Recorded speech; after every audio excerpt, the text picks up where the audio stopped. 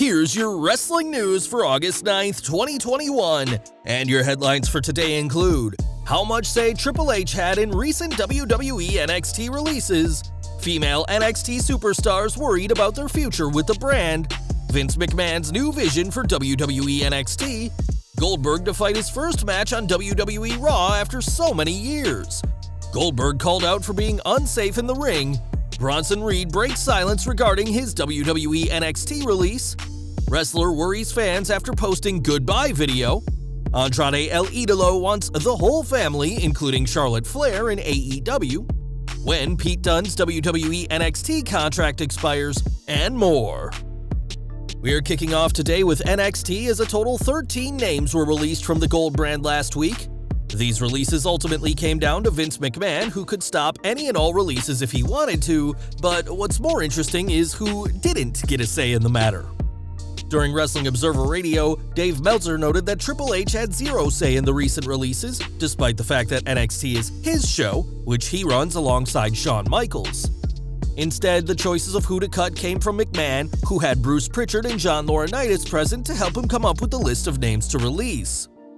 It wasn't too long ago that McMahon, alongside WWE President Nick Khan, visited the Performance Center, and though people were nervous at the time, it was said that this trip went well.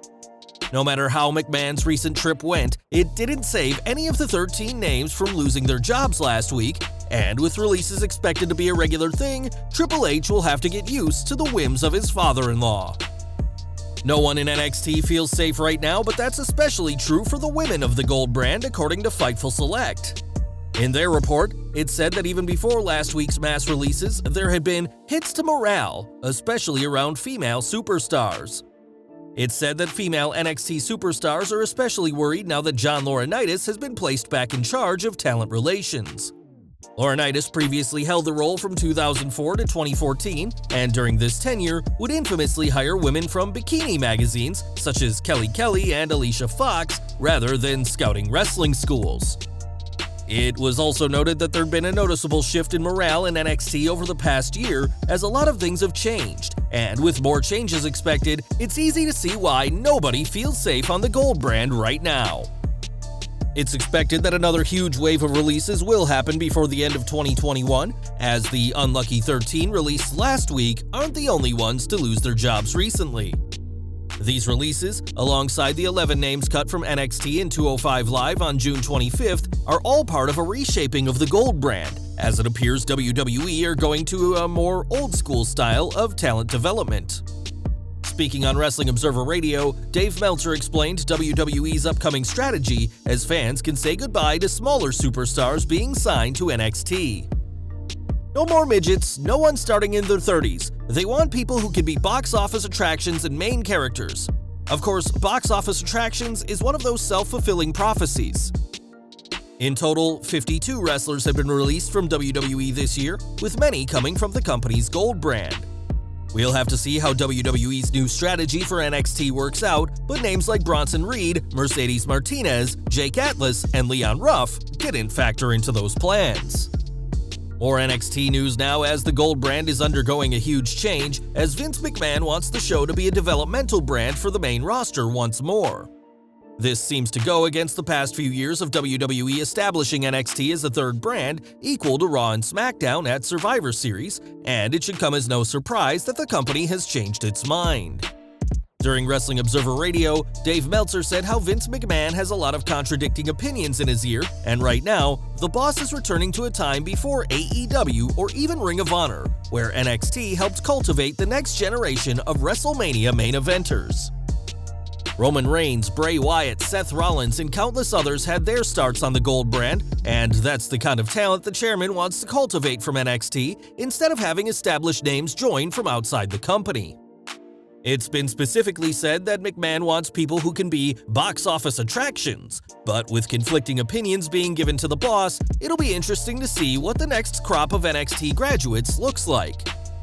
Over to Raw next, as last week, Gage Goldberg appeared on WWE TV, once again by his father's side, and the young man has grown a lot since we saw him at Survivor Series 2016. Gage wouldn't look out of place if you saw him in NXT or the Performance Center, and there's reportedly plans for him to have a match alongside his father.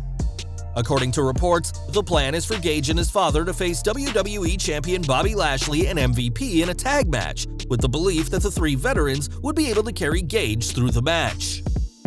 That match could be happening as soon as tonight's Raw, and we imagine that the father-son team standing tall, presumably after a spear to MVP, would be a feel-good moment to close out this week's show. WWE is all about those special moments, as they've shown they're open to father-son teams with the Mysterios, and time will tell whether the Goldbergs get a chance to compete together tonight. Now at SummerSlam, WWE Champion Bobby Lashley will face off against Goldberg in perhaps the biggest threat to Lashley's reign. Goldberg's return hasn't gone down well with the fans, many of whom believe he's too old and undeserving of yet another title shot, and it's not just audiences who aren't sold on the Hall of Famer. Speaking to that 90s wrestling podcast, former WWE superstar Rene Dupree had harsh words for Goldberg, saying, "Yeah, he dislocated my collarbone. La Resistance had a pre-tape in the back with Goldberg, and he hit me with the French flag, and we had to do 5 takes. To this day, if I try to flex it, it still hurts. Yeah, he's the shits. He's horrible. Many wrestlers will tell you that." Rene is hardly the first wrestler to criticize Goldberg, and we imagine he won't be the last. But with a lucrative 2-match-a-year contract and his adrenaline-pumping music still able to get a chant from the crowd, Vince McMahon is more than happy to keep the Hall of Famer on his payroll. More release news as Bronson Reed was one of the 13 names cut last week, despite being on the cusp of a main roster call-up that ultimately never happened. Now, the former North American champion has spoken about his release as he shared a video statement about everything that went down. In said statement, the Colossus thanked the fans as well as Triple H and Shawn Michaels for believing in him, as well as the coaches Terry Taylor, Scotty 2 Hotty, Norman Smiley, and Steve Corino. Despite losing his job, the former NXT superstar is remaining positive about the future, and we'll have to see where the Australian wrestler goes next after his 30-day non-compete clause expires. In June 2020, Michael Elgin faced claims of misconduct with women and was recently accused once again after being arrested for violating a protective order.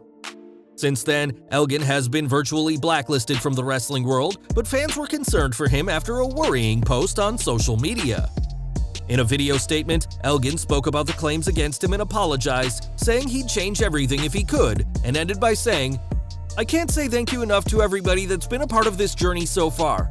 This is the last you'll hear from me because that chapter is officially closed, so goodbye." In a note on Facebook, Elgin recanted this apology, saying that what people have been saying are very untrue. Elgin proceeded to thank several members of his family and close circle and said he's left everything to his son. These worrying messages have left wrestling fans concerned for his safety, and we certainly hope that he was saying goodbye only in the figurative sense. AEW news next, as Andrade El Idolo debuted for the company in June and has been a staple of AEW TV ever since. Managed first by Vicky Guerrero and later by Chavo, Andrade is no stranger to having people by his side, and now he's looking at getting his real family in AEW. In the Wrestling Observer newsletter, Meltzer reports that Andrade wants a family reunion in AEW with some interesting names. Andrade has told people that he wants the whole family there, and by the family it's, Rush, Bestia, Dragon Lee, him, Ashley, Rick. That's what he wants. Ashley, I don't know her. I'm certainly not going to speak for her. I sense that she wants to be in WWE, that it's the big leagues to her.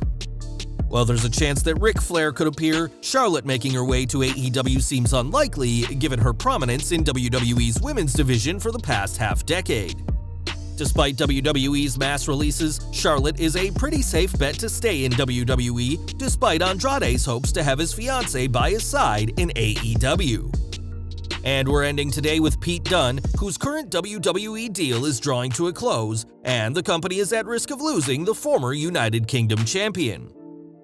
We now have an update on Dunne's status, as the Wrestling Observer newsletter has now specified that Dunne's current deal expires at the end of August, either on the 31st or on September 1st. It had been previously reported that Dunne's status was similar to Adam Cole, who's working on a very short-term deal that'll end after SummerSlam 2021. We'll have to see what happens next for the Bruiserweight, as his departure could do a lot of damage to NXT, who can't afford to lose any big names after last week's latest wave of releases. Well guys, that's our news for today. Please share your comments below. Also hit the like button, subscribe to our channel, and hit the bell icon to receive all notifications. And as always, thanks for watching.